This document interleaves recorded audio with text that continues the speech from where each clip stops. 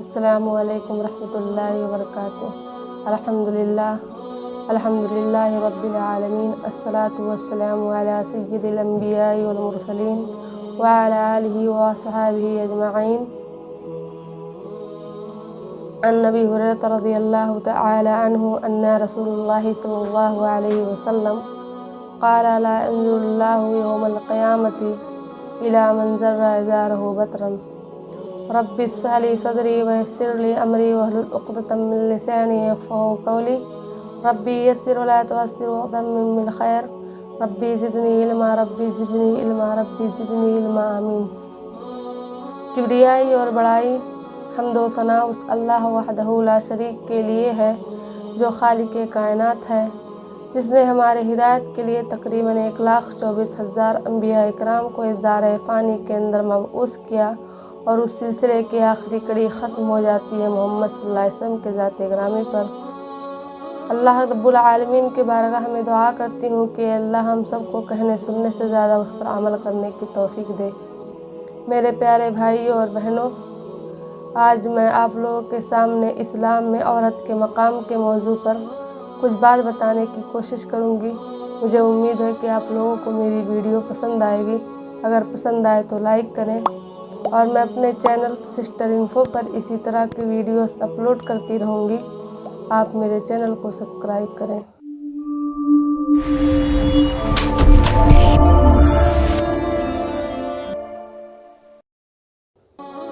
جو کہتے ہیں کہ اسلام نے عورت کو مقام نہیں دیا، اسلام نے عورت کو نقاب میں، برقعے میں اور ایک دم پیک کر دیا اور 4 دیواری کے اندر بند کر دیا، اور اس لیے اس بات پر یہ کہتے ہیں کہ اسلام نے عورت کو مقام ہی نہیں دیا،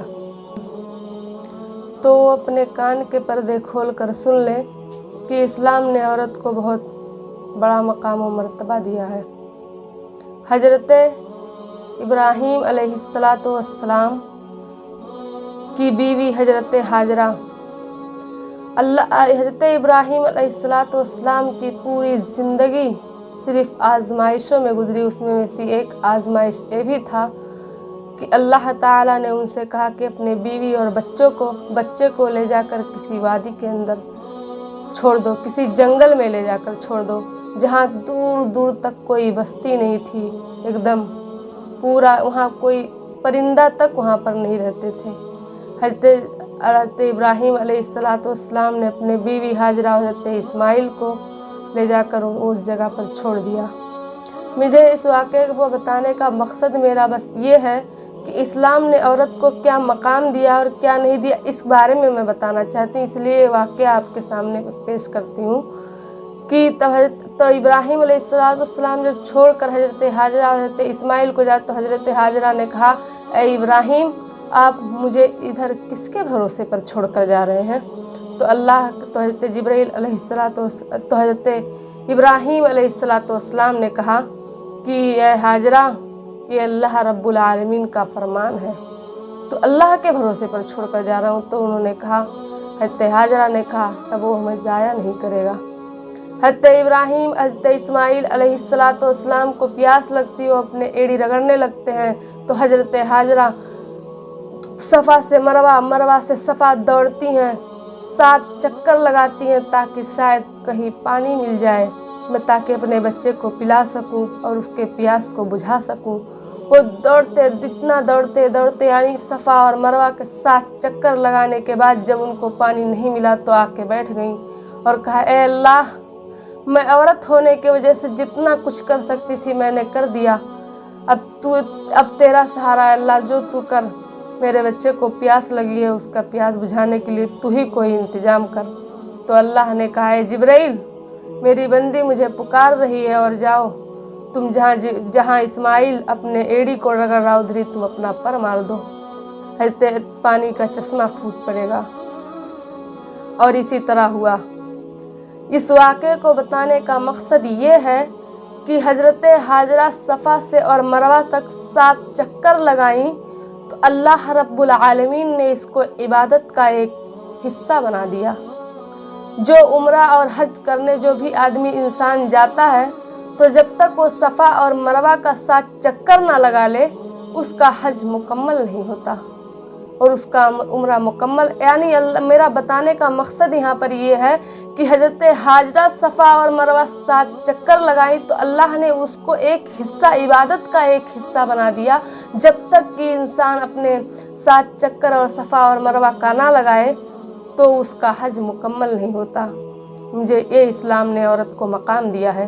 اسلام نے عورت جب اس دنیا کے اندر آتی ہے تو رحمت بن کر آتی ہے اور جب اس دنیا سے جاتی ہے تو جنت بن کر جاتی ہے، کیونکہ بیٹی رحمت ہے۔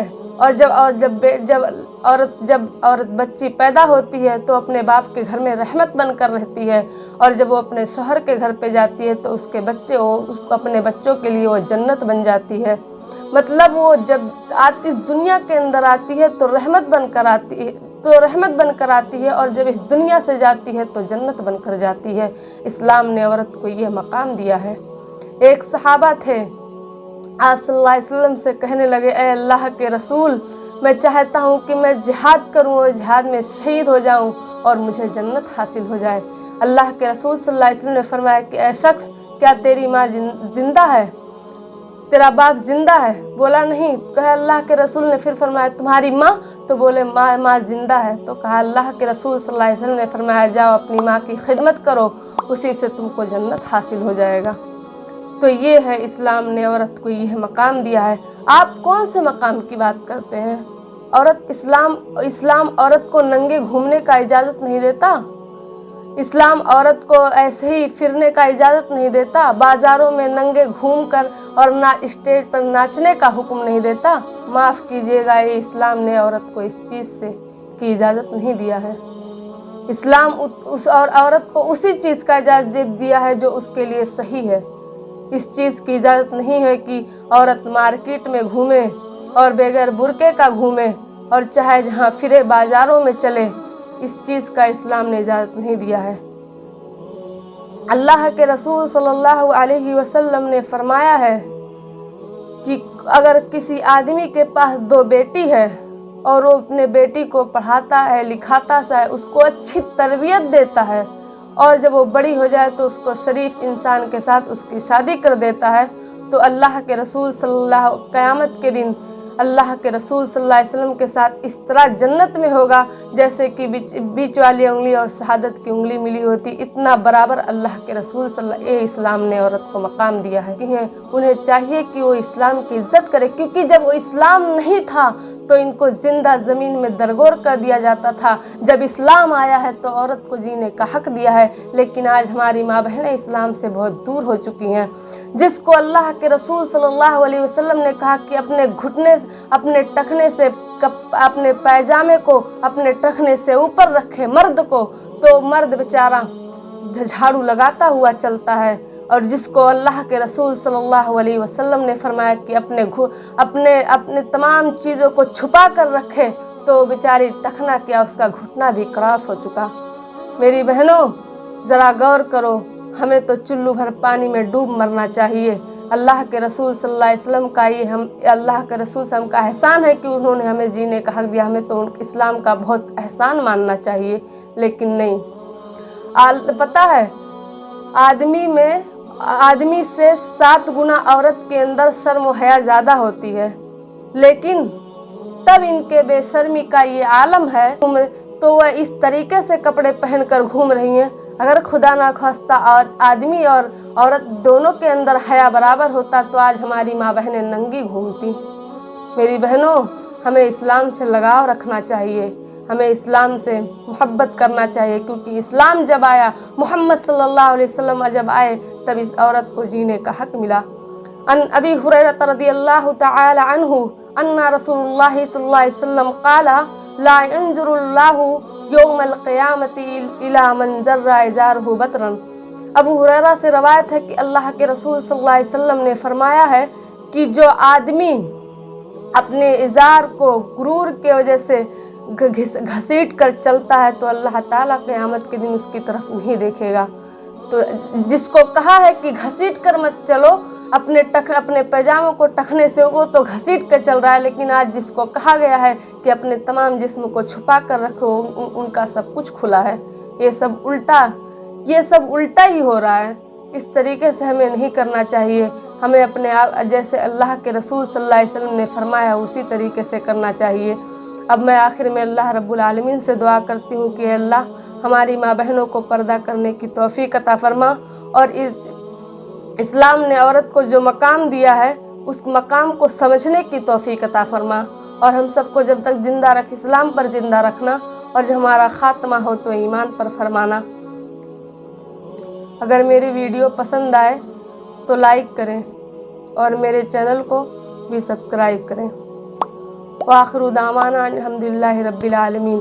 अस्सलामु अलैकुम रहमतुल्लाहि व बरकातहू।